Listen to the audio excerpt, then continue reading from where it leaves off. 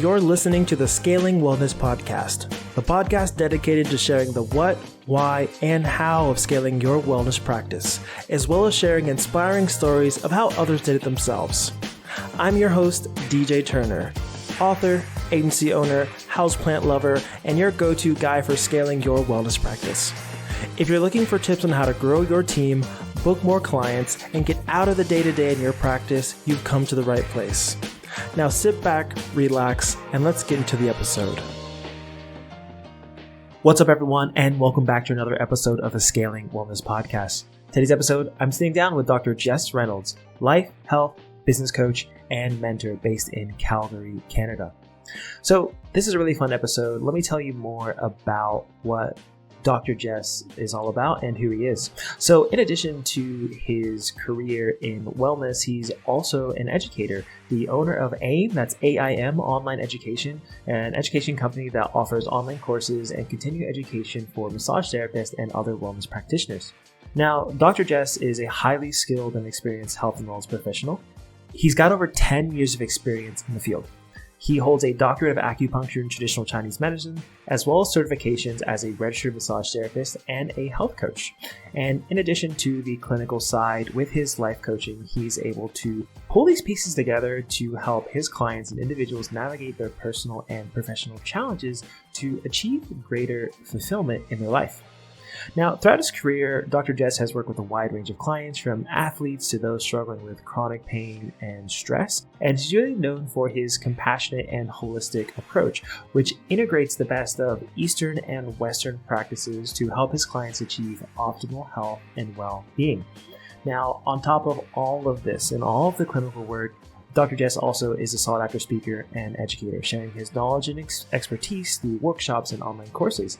And with his educational business, AIM, they provide continuing education programs for massage therapists and wellness practitioners, and really focusing on providing courses that have to do more than just teaching another technique. If you've been listening to the podcast, if you've been a successful business owner, you know that being a successful practitioner, a practice owner, is going to require more than just good hands-on skills. So this is a really fun conversation. We dive a little bit more into how did he get to where he is today, some of the benefits of the work that he does, some of the benefits of his approach to integrative medicine for his own life as well as for his clients and patients.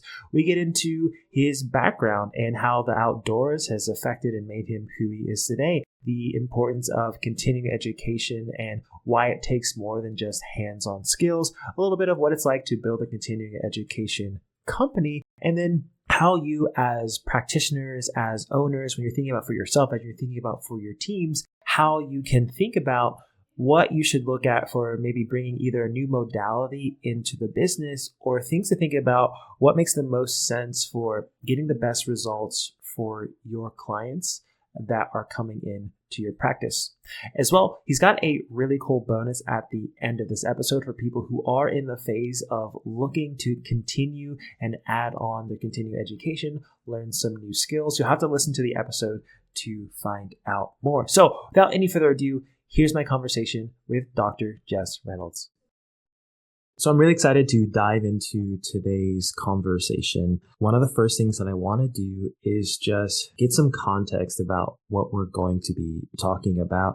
So can you describe your business, or I'm not sure if you have it as completely separate between the practitioner and the education. So just kind of describe your business as things are today. Yeah, cool. Certainly. And thank you for having me. I'm very much looking forward to our discussion. So yeah, I kind of have two very separate businesses on the go. One is my private practice, and the second is my continuing education company. And my private practice, it's a combination of acupuncture, massage therapy, and I do a little bit of hypnotherapy, nutritional consultations, coaching. So it's kind of a whole bunch of things in one. I wear many different hats in my private practice. I largely focus on people dealing with burnout recovery. That's been kind of my most common theme in the last year or so, a lot of stress reduction cases. But that's my private practice. And then again, separate from that is the continuing education company that I own and operate. That's AIM Online Education. And right now, it's largely focused towards massage therapists. That's been my background as far as teaching, both massage and acupuncture. So mostly massage therapy focused courses. But little by little, we're starting to open up our course offerings. That is really exciting, and I can't wait to dive further into this. One of the first things I'm curious about, though, is just you as a person. So I was doing a deep dive, we creep on all of our guests on Instagram and Facebook and things like that. One of the things that I had seen is that you're a very outdoorsy person, and it seems like this has been something for a while in your life. I think even it was your grandfather who said, he goes to church 7 days a week. Nature is his church. So I'm really curious about, when did that love and interest of outdoors first start to develop, and just like what kind of place that holds in your life? Well done on the research. That's fantastic. Yeah. For as long as I can remember, I grew up in I grew up on a farm near a small town in northern Alberta. So you take remote and then times it by 10, and that's where I grew up. So there was really nothing to do other than go outside and play. So that was my entire childhood, was outside in the forest and being kind of free range, right? Not a lot of rules to follow. So for as long as I can remember, I've been outside, but a little bit different than my peers who, by the time we reached teenage years, a lot of my peers got into video games and computers. I was interested in that, but I still spent most of my time outside. And some of it did come from my grandpa, who took me out with him hunting and fishing as a kid. And some of it came from my parents, who were avid horseback riders. So that's really where it started, but it definitely hasn't ended. I spend as much of my time as possible outside, and I find that for me, that's one of the biggest tools I have personally that helps me sustain all of the other work type things I do. It's kind of my biggest fuel source, is being immersed in nature. And for me, the more wild, the more remote, the better. And I can see this really is and has been a big part of your life. I think one of the things I understand is you actually end up hiking essentially all the way across North America, Canada, through the States to Mexico. I'm really curious about what impact this journey had. The question I have written down is, what was it that got you into the wellness? And I understand that this journey was one of those parts of the process. Yeah, I mean, it was a big trek. It took about a year, and I would say I walked about half of it and then hitchhiked the other half. The motivation was to do mostly hitchhiking, but it turns out it's hard to find rides. So I ended up doing a lot of walking, but I was about a year basically living outside. Kind of the motivation behind that was, at the time, I was in my very early 20s, and it was, the walk about what's the meaning of life, sort of existential questions I had going on. And I really had very little interest in anything in the wellness space at all. In fact, none. I was working a trades job, and I was a tradesman my whole life, growing up in a trades family, and that's all I knew. Where I grew up, there was no massage. There certainly wasn't any acupuncture. The only form of wellness was your doctor visit when maybe you cut your thumb off or something, like nothing remotely close to wellness. So at any rate, I spend this time hitchhiking and hiking across the States. And while there were a lot of really transformative experiences, and I definitely came out of that trip a fundamentally different version of myself than going in, one of the experiences that stands out most for me, particularly in regards to your question about what sparked my interest in wellness, is at one point in time, it was probably on the road for 7 or so months by then. I was just wiped out and exhausted, right? I had made my way down to Mexico. I was headed back up to Canada. I was on the West Coast in San Francisco, and I spent like almost 2 weeks on the streets in San Francisco, just living the homeless life. And it was horrible. And I needed out, and I was at rock bottom of bottoms. So I get myself out of San Francisco, and I hitchhike up into the Sierras, as high up in the mountains as I could get. I was in this tiny little town. I don't even remember the name of the town. And I was in a library, and I wanted to email my mom. This is before smartphones and things like that. So communication was occasional emails. So I'm sitting down to email my mom, and I hear this voice from behind me. It was like this deep, resonant, soothing voice, and I couldn't help but turn around. And there, standing at the counter at the library returning some books, was this monk, dressed in full Buddhist monk robes. They were brown, not your typical orange, and I was just shocked. Like, what's this guy doing? Shaved head, everything. So I walk up to him, and he was this towering man, like 6.5 feet tall. And I go up and I say, excuse me, but what are you doing here? Just curious, what's this monk doing in the middle of a tiny town in the mountains in California? And then he looks to me and he does the monk thing, and he's like, oh, but what are you doing here? And of course, at this phase of my life, I'm like, oh, he sees me, right? So, we get to chatting a bit and I tell him my story and he says, well, why don't you come stay with me for a little while? So I do. I go up and I live with him. And he had this monastery quite high up in the mountains, very, very remote, like half hour, 45-minute drive down this tiny little gravel road, right? I only planned on spending maybe a week or so with him, but then this huge rainstorm came through and it washed out the road, so we couldn't actually leave via car. So I ended up spending a little over a month with him there, and I really dove deep into the practice of Buddhism. But also, and more poignantly, and to the point, is pretty much the only other people we could interact with, because they were also on the side of the mountain, were these two other monks, and their name were Echo and Lotus, but they were also acupuncturists. So I spent a lot of my time with them as much as I could, and I think that's kind of when I first started to realize, wow, this is really what I want to do. Not acupuncture. I didn't really feel drawn to that practice specifically, but is this environment. It was so different than what I grew up in, right? It was this sort of calmness, this everything about it felt right. The pace felt good. The fact that you can intermix a life philosophy with occupation felt good. The idea of dedicating your life to helping others in some very profound ways, that felt good. So that's really where I first discovered the wellness space and took it seriously.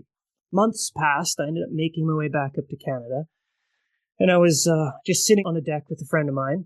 And we were talking about what's next in life? We worked trades together and everything. And I said, you know what? Let's become acupuncturists. I kind of said it as a joke, eh? And he's like, yeah, I think I'll do nutrition instead. Ha ha ha, laugh, laugh, laugh. So then the next day I wake up and I'm like, actually, that's not a bad idea. So I call up one of the local acupuncture schools in my city and I book a tour. I go in for a tour. Dean just so happened to be there. Had a meeting with him. Signed a bit of paperwork, and a week later I started school for acupuncture. So it really was like a fast track. Once I had that light bulb moment, it was, yeah, this is what I want to do and what I want to dedicate my life to.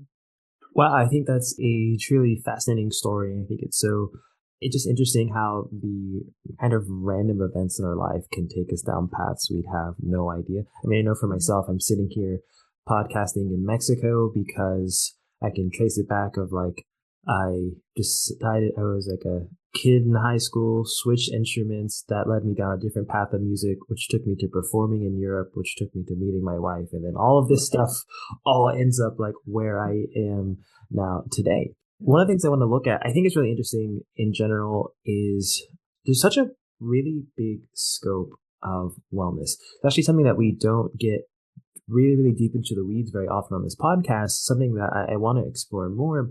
Because a lot of our listeners, a lot of people are massage practitioners. Something I think is different is already, if we're looking at Canada versus the United States, the number of hours, the amount of school are going to be different of how do we view massage as a practice or a healing modality. You have differences of what you see on the East Coast and the West Coast of North America, as well as how people approach healing and wellness, and not even get to begin branching out into other modalities in different ways, at looking at people, looking at bodies, looking at healing. And so where I want to get into is a little bit about the work that you do with your own patients. I think where I want to start is this idea of integrative medicine. Really, what is that for you? How are you defining this? Yeah, so I first came across this idea of integrative medicine when I went to a research conference, and it was a research conference that was called Complementary and Alternative Medicine Research. And there was this discussion about how nobody liked the word complementary and alternative medicine because it's like alternative to what? Complementary to what? And it was a big discussion at the time in this integrative medicine space. But one of the words that was thrown out is we should be called integrative medicine practitioners. And I like that. And it is actually a well-defined term used in the practice space. So technically speaking, what integrative medicine is, if you look up the definition online, it's going to say something along the lines of integrative medicine is a practice of medicine that is not relegated to a specific modality, but integrates body, mind, soul. So that's the most important part. It's like the practitioner, regardless if they're a massage therapist or an MD, they view the client as an integrated whole, not as just a body as we do in massage, right? It's like we treat the body. Or in psychology, we treat the mind. Or, maybe you go to church and you work with the soul. Right? You see what I mean? It's like these different modalities separated. But integrative medicine, integrates these three different parts. But I believe there's more to it than that. And why I really like the term is I think it's also important that when we practice as integrative medicine practitioners, we integrate modalities, kind of to your point about how many modalities there are in the wellness space and how for a lot of people's healing journey, it's about seeing all of these different practitioners and then ideally and hopefully these different practitioners integrate and work together. You work with the nutritionist who's on the exact same page as the physiotherapist who's talking with the massage therapist, and they integrate the treatment. I think lastly, and maybe most importantly, what I love about this word integrative medicine is regardless of what hat I'm wearing, the acupuncture hat or the massage hat or multiple hats at the same time, what I've come to realize and what I teach my students as well is as practitioners, what we do with our client, it accounts for like 50% of their overall healing journey. Maybe sometimes there's the odd modality that accounts for more than that, but it's maybe 50%, oftentimes less, which means the rest of the way to health or the rest of the road to health, it's the effort the client puts in. It's the home care, right? And so often that gets either neglected by the practitioner or there's no follow through with the client. So this last sort of definition I use to integrative medicine is to really help clients integrate these wellness practices into their real life, to integrate this new version of themselves into their real life. And it's kind of more of a philosophical take on it, but I think it's got a lot of different definitions which all tie in quite well. So I want to look at what it's like being a patient of your practice and really kind of looking with some level of detail, just your approach to healing and treatment. And this idea that, so we're looking at integrative medicine and then you yourself are trained in multiple modalities. So a patient is coming in, they have some sort of problem. What is it like to receive treatment from you to be a patient in your practice? Yeah, I suppose it really depends on what the problem is. And if we could, we just separate them into musculoskeletal problems and then everything else. Because that's kind of the easiest way to separate it. Musculoskeletal problems. It's pretty typical, right? You come in, I do an assessment, I put some needles, I do some massage, have a great day, give you some home care. Nothing special, nothing out of the ordinary. But then the other side of the practice is people who are dealing with everything else. And this might include sort of idiopathic musculoskeletal, the neck pain that never goes away and they don't know where it came from, or the hip pain or the shoulder pain, which in my experience has a lot of internal medicine relationship. So this involves a much more detailed intake. It requires a very different process. And what I mean by this is I took this workshop by a woman named Laurie Deschar once, and she described that there's two different healing processes of healing. There's the restorative process, which is musculoskeletal, right? Somebody comes in, tennis elbow. We restore them to their former state. We get it back so they can throw a ball or swing a hammer or do everything they could before. That's where we restore them. Helpful, useful. But it's only helpful and useful in this fairly narrow range. So this other way, and I guess more to your question, is we work through the transformative model, where if you were to come and see me, a big part of the process is talking about the process of healing. Like, what does it mean? Like, let's say you came into me and you slipped a disc or you were diagnosed with IBD or something like that. These are things that, quite frankly, the recovery process means you're not going back to your previous self. Like, it's just not realistic. You can get close to, and in some cases you can feel even better, but there's just no going back. So a lot of it is about this discussion of transformation of this, who are you now? Like, what's this new version of yourself looking like? And how do we help you become okay with that? And how do we help you adopt this new identity and go through the process of maybe losing out on the things that you thought you were going to do, because that herniated disc means now you might not be running that marathon next year or whatever, right?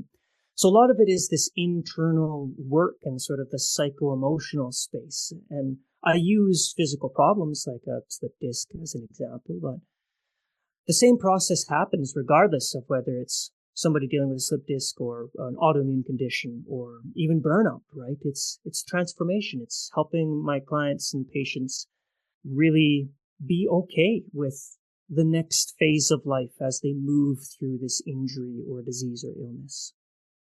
Now, something I want to ask about is a lot of what we do on the show is we also talk about what is happening behind the scenes in terms of the business of wellness. It's really clear of how much you've been able to learn and apply with your clients and your patients.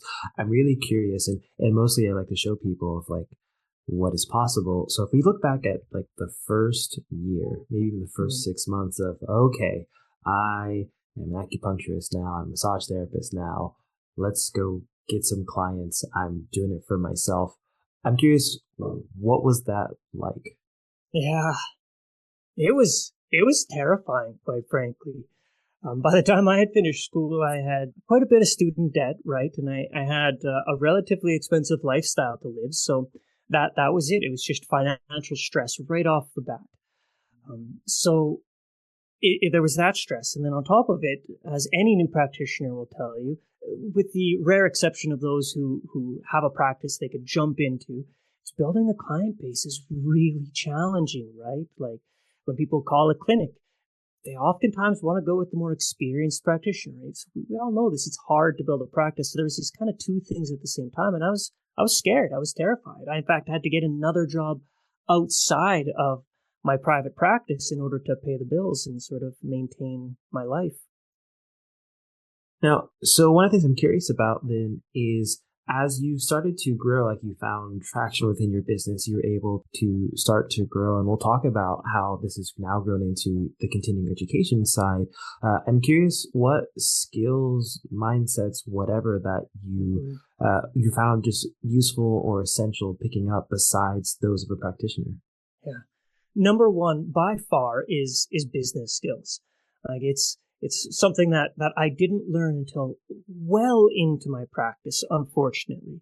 But of all of the skills that I've learned, it's by far been the most helpful. I find it kind of tragic that it doesn't have a higher emphasis in our primary education, because it's as valuable as your technical skills. Without it, you don't really have a business, right? Without knowing how to do marketing or knowing how to do taxes properly or hiring people or firing people, right? Like there's a lot of skills in the business realm. I'd say that's like top of the list. There's a bunch more, but that's probably first and foremost. We'll be back with this episode in just a moment. But first, let me ask you a question. Does it ever feel like you're stuck on some sort of business treadmill? Despite all the hard work you put in, it feels like you aren't actually going anywhere. And at first, growing your practice and filling it with clients was everything you ever dreamed of. But now, the day-to-day of your business is starting to almost feel like a never-ending nightmare. You know you love your clients, you maybe even built a team, and you can't imagine giving any of it up, yet at the same time, you feel like you just can't seem to escape. If that sounds like you, I want to offer you an alternative. I like to call it Wellness Practice Freedom. It's a place where your practice gives you more than just money. When you get to this point, you're no longer the main engine in the vehicle, and instead, you finally get to act like the driver. And most importantly, you'll be in a place where you can work as little or as much as you'd like, because you know that your practice is built in a way that it can thrive without you. Sound interesting? Then I want to invite you to take the journey to achieving wellness practice freedom. During this call, we'll dive into exactly what freedom looks like for you, the changes that you need to take, and what's going to allow you to step back from your business without worrying about your income or everything falling apart. Ready to get started? Then head over to my calendar at www.scalingwellness.com/chat. Again, that's www.scalingwellness.com/chat. Now, let's get back to the episode. And when you think about all these skills and things you've gone through, is there anything that comes to you as advice, a tactic, something that you'd wish you had learned or some information you wish you'd received sooner? Yeah, and it's not so much related to the business skills I wish I'd had, but if I could kind of go back and tell early practitioner Jess one thing, it would be as early as you can identify your ideal client. Like the number of years I spent getting wiped out and exhausted because I was working with the wrong type of client, I probably could have helped hundreds or thousands of more people and spent more quality time in my occupation. So really figuring out who exactly you want to work with and gearing your practice towards that as early as is feasible. I really love that you say that. It's something that I've preached, especially anyone who's been a long time listener of the show. If you start with who, like the what, the where, the how is going to really clear itself up pretty quickly. And I'm always happy when other people can share, like, yes, it's the truth. It's not just made up. So I want to transition a little bit and look at sort of a new, but not completely new phase of your business journey, really, and the work you're able to do now, not just working with your own clients and patients, but able to teach others how they can better help and heal and facilitate healing with their clients and patients. So I want to start, you now have a continuing education company. How did the vision for this come about? When did you realize, hey, this is something that I want to pursue? Yeah, well, it really started a little over 3 years ago, maybe closer to 4 at this point in time. And at that point, I had been teaching both massage and acupuncture at colleges for about 8 years or so. So I had a lot of teaching experience under my belt, and I really decided, I wanted to start teaching the things I want to teach. So a colleague of mine, we just decided one day, let's just try a workshop. Let's see what it's like. So we put on this little weekend workshop just for a small handful of our former students and really enjoyed it, like the freedom of it and everything about it. And again, at that time, it was still just like, let's see what this is like.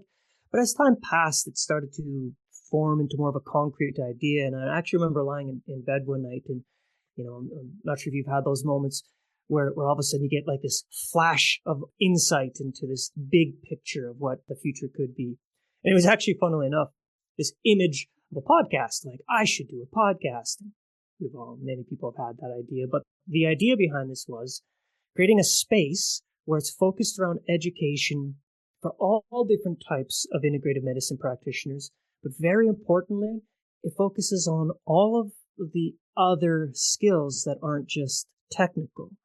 Kind of going to that earlier question is like realizing that those technical skills, they're super important, but I really love the idea of teaching people all of the other things that you need to be a successful and skilled practitioner. And that's really where this vision started. So I want to get into it a little bit. So we're going to have a link inside the description, aimonline.com, aimonline.com. People are going to be able to check it out. You've got a quite a variety of things. Just so for people who are listening, what kind of courses are you offering? What are the things that people can expect to learn? Yeah. So we've got a fairly wide range and developing and producing more courses all the time. But right now, like our most popular course is kind of my pet project. It's Acupressure and Meridian Massage, where I really try and integrate the philosophy of Chinese medicine into a massage practice and sort of bring a lot of the philosophical principles in. But we also have orthopedic assessment, right? Like figuring out what's wrong with your client. You can't fix a problem if you don't know what it is, as I often say. And then a few other things like we've got prenatal and lymphatic massage. We try and keep a fairly wide range. And nested within each one of these technical courses, there's still that other stuff. Like in our prenatal, we talk about, so here's how you do a prenatal massage, but what's it actually like working with a pregnant person through their entire pregnancy process and after? Like, what's the reality of working with somebody who's either happy or unhappy with their pregnancy, right? Like some of these pretty challenging questions. So all of our courses are highly technical, but also kind of talking about these other skills. And with the courses, so for all of our listeners who are in the United States, NCM, PMB certified. Yeah. If you want to add on to your continuing education, you can go and do this and check this out. In terms of the structure of the courses, so is it something, are they recorded? Are they live? Is it both? What's it like when someone's taking a course? They're all pre-recorded, largely because of accessibility. What I've found is a lot of people don't really have the time to take a weekend off or sit down and watch a course on somebody else's schedule. So aiming for accessibility, they're pre-recorded. So you could sit down, watch 10 minutes here, 10 minutes there, and there's lifetime access. So there's no time limit, right? You can take them when you want, where you want, and take as long as you want. And like you said, when finished, you just get a certificate of completion and then submit it to your association. We're accredited all across Canada and the States because that's a super important part of continuing education. So really aiming to make the process as simple as process and again, as accessible as possible. Now, with the different kinds of courses that you have, we're going to have different types of practitioners who have different types of clients with different sort of results. Is there something that you really recommend? Something that, I mean, if someone doesn't obviously say like, hey, I'm trying to get better at prenatal, let me go ahead and sign up for this prenatal course. Is there something that you really recommend? You find like, hey, this is probably going to help most practitioners, or just like a good place for them to start? Yeah, it's actually not a course that we offer, but as far as things that I would say, like somebody wants to educate themselves in a way that's going to be helpful for them, take time and do personal development. Take a course on effective communication. And the reason I say it's not part of continuing education is it's almost in fact, it is impossible to get these types of courses accredited. So most people won't take a course unless it's accredited, unfortunately. But that's my biggest advice. It's like, if you're not interested in a specific technique but want to improve your practice, communication's a great place to start. Or take a course on some sort of personality profiling system and really start to understand yourself.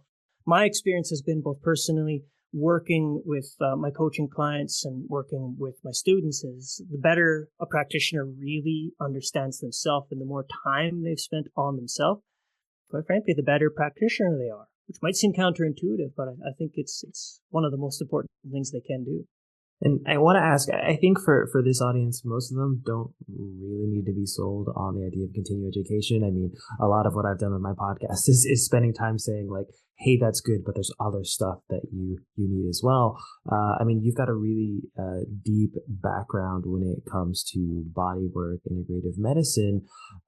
I'm sure there's going to be some of those people who are saying like, okay, is it actually worth it to learn a new modality? Or besides, because I have to keep my license or certification. I mean, I guess really what I'm asking is like, so either what kind of results do you see, or what kind of impact has it made on the work that you do, the results for your clients and patients when it comes to taking on a new modality or going deeper into your continuing education? Yeah, it's a good question. Yeah, so I think it would be take continuing education and try different modalities until you find the one that really fits. And then once you find the one that really fits, get super good at that, right? And it is unfortunate that we're obligated to take these credits because so often we do it because we have to.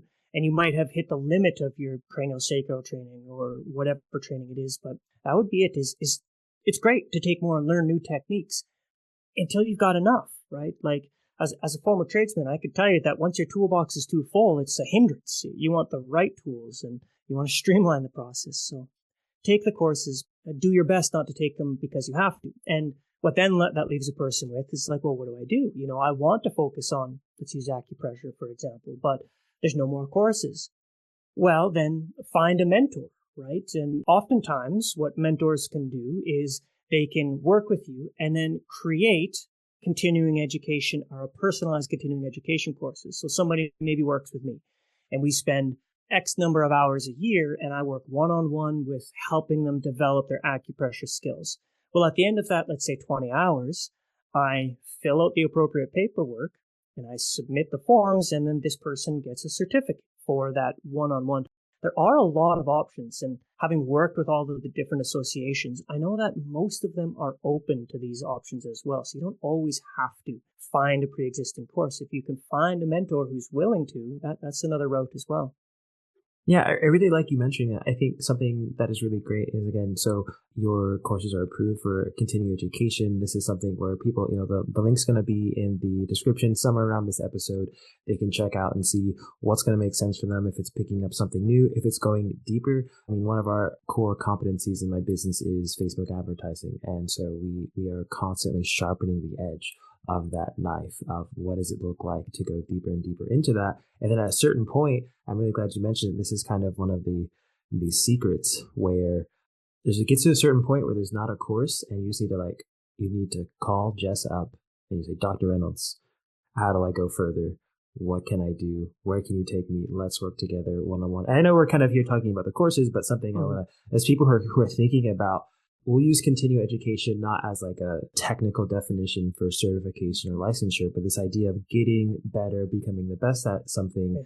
If you listeners haven't thought about this, this is one of the tricks. Call the person who's the best. Call the person who's really exceeding in the space and say, hey, is there a way that we can work together and really drive this deeper and go further?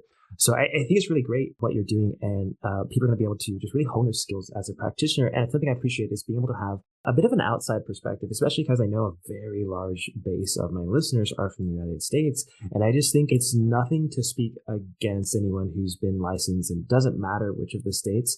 Just like when you look at the amount of education, the quality of education that is coming from other countries, and there's not a big comparison. I think there's like, if you're the person who's listening saying, I want to be the best at blank modality, the best body worker, I want to be the best at providing for my clients, I think this is going to be a really great opportunity for you to go and take one or more of these courses and be able to really, really grow, push yourself, and just, at the end of the day, provide really great results for your clients and your patients. And then go listen to my other podcast episodes to talk about how do we turn this into a niche? How do we make this into something that is really, really great for the business in a win-win scenario? So one of the things this podcast is all about is this idea of scale, and not so much being the biggest thing possible, but we're always looking at different ways that a business can grow. I'm really curious, when you're looking at AIM and your continuing education business, when it's at its version of full scale, what will that look like for you? Yeah, I think the biggest part of that is going to be multiple modalities, bringing on different types of practitioners and really opening that up to more than just massage therapists and acupuncturists. I mean, this year we're moving into the yoga space much more and the osteopathic space. That's part of it is more modalities. But I think the other part of it is being a space where people can, I suppose, ask those questions, right? Is knowing that all of our instructors, we're educators as well as practitioners, and we really understand the process of education and continuing education. So being a space people could come to either for mentorship or personalized education plans. Also being sort of a space where, and I'm somewhat reluctant to say this because, it could be troublesome, but not push the border of scope of practice, but do everything possible within scope of practice. Like really teaching, we focus on massage therapists, like there's a lot more a massage therapist can do other than just massage, right? Like by understanding body-mind connection, we can really start to help the entire person instead of just their body. So kind of dancing around scope of practice, maybe pushing the boundaries a little bit on what's possible in a treatment room, while still, of course, staying within scope. So really expanding modalities, expanding offerings, and helping people kind of find their happy place, their niche, as you say. So this has been a really great conversation. I've got a few more quick questions. They don't necessarily need to have quick answers. My first one, doesn't matter what you do, life can be stressful, overwhelming. There can be a lot to do as a business owner, let alone have two different businesses. When you find yourself stressed or overwhelmed, what do you do? What's your go-to for finding some sort of relief or release? Yeah. Nature time, first and foremost. And ideally, it's a run. So go to the forest and go for a run. I mean, here in Canada, it's frosty cold, so less nature time than usual, but certainly being outside and ideally running. And when you think about yourself, either as a practitioner or as a business owner, is there any resource, a book, a course, a person, just something or someone that stands out as having been very helpful to you or a favorite? Wow. It's really hard to narrow down to one. I mean, I could probably list off a lot more, but just the top of my head, based on this question, there's a great book called Big Leap by Gay Hendricks. It's an awesome, awesome book. And it doesn't matter if a person's looking to kind of take the next step in their personal life, their work life, their social life. It's really, really great book on helping people kind of identify the next step and how to take that leap. So, yeah. I'm going to echo that one. I think a lot of the work I do now, the Big Leap, or Great Leap, Big Leap, I always get it wrong. That book by Gay Hendricks with the fish on the Yes. cover jumping out. That's the one. Yeah. That would be really, really useful and helpful. I definitely recommend it as well. So we've covered a lot. Are there any final words of advice for our listeners? Yeah, I suppose it would be stay curious, right? I'm sure most people got into this industry because of a curiosity. How do I do this? How do I help? But do your best to foster that curiosity and really understand that when it comes to being a practitioner, there's a lot more to it than being really good with your technical skills. That plays a huge role, but there's so many other things that make a practitioner successful and a lot of things that are required for a well-rounded practitioner. So keep yourself open to all of the other skills you can develop as well. So thanks for being on the show. I understand that you have a special offer for our listeners. Can you tell us more about it? Yeah, so first, if there's any listener out there who is interested in hosting a live course by myself or one of our other instructors, by all means, contact me. My email is jess@aimonline.com. But additionally, anybody who is interested in taking one of our courses, you can get 20% off any of our courses by using the code SWP-20. And again, that's 20% off, and there's no expiry date to that, and it's any or all of our courses. So we'll make sure to have that in the description of the episode. And then finally, again, someone wants to just learn more in general, more about you, get connected. Where's the best place for them to go? They could go to the website, aimonline.com, or on the socials. We're Instagram, Facebook, AIM Online Education, but our most active social platform is YouTube, which again is AIM Online Education. So any of those platforms, by all means, I love answering questions. So never hesitate to reach out if anybody does have any questions, either about what we talked about or anything else. All right. Thank you again so much. And thanks everyone who's watching, listening, however it is you're enjoying this conversation. That's all for this interview, and I'll catch you guys on the next one. The Scaling Wellness Podcast is hosted and produced by yours truly, DJ Turner. Administration, guest research, editing, and associate production by Helen C. For highlights and updates, follow us on Instagram @Scaling Wellness. And for more information on how to scale your practice up and get out of the day-to-day, head to www.scalingwellness.com.